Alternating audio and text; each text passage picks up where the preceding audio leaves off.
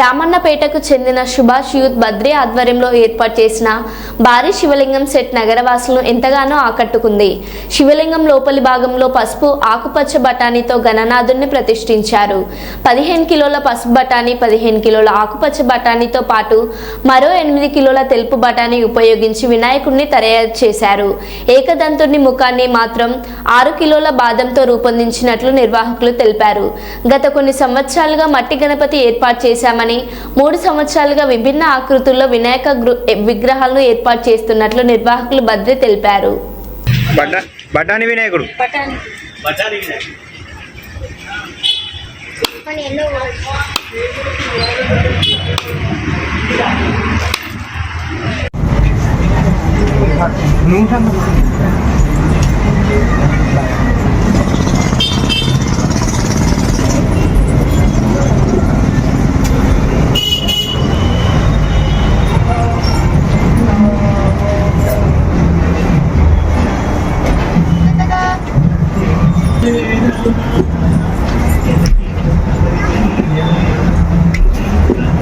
ओम सर्वमंगल मांगल्ये शिवे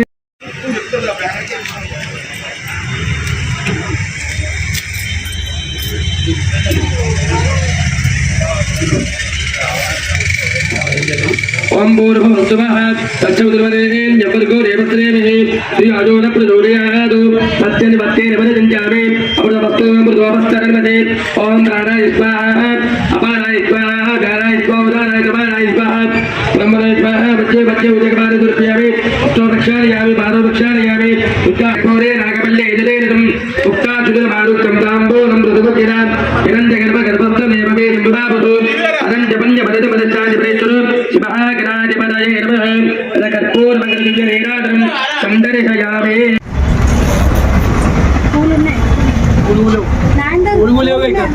పూలున్నాయి నాలుగు బాబులు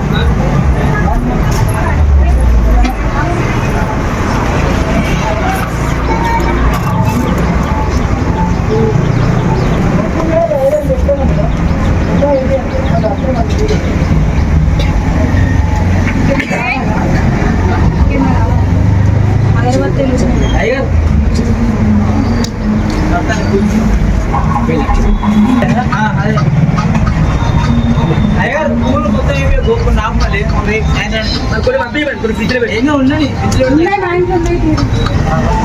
లేరు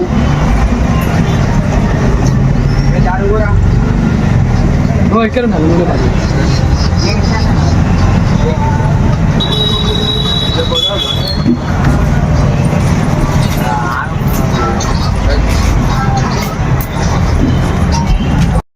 రామన్నపేటలో వినాయకుడిని పెట్టడం జరుగుతుందండి.